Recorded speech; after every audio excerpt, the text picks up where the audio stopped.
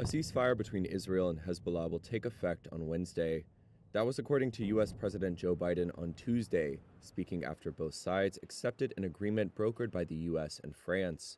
This is designed to be a permanent cessation of hostilities.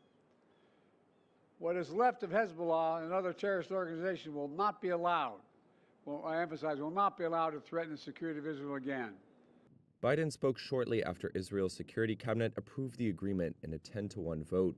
He also said there would be a drawdown period of 60 days, where Israel would gradually withdraw its forces as Lebanon's army takes control of its territory near the border, which Biden said would ensure Hezbollah does not rebuild infrastructure there. Civilians on both sides will soon be able to safely return to their communities.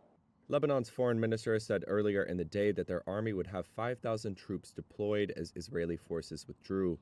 Netanyahu had also said in an earlier address that the ceasefire would allow Israel to focus on the threat from Iran, replenish depleted arms supplies, and give the army a rest. Tonight I introduced to the cabinet a ceasefire proposal for Lebanon. The duration of the ceasefire depends on what happens in Lebanon. In full coordination with the United States, we retain complete military freedom of action. Should Hezbollah violate the agreement or attempt to rearm, we will strike decisively. If it tries to rebuild its fortifications along the border, we will strike. If it launches a rocket, digs a tunnel, brings in a truck with missiles, we will strike. He also said the ceasefire would allow Israel to isolate Hamas, which Israel is battling in devastated Gaza.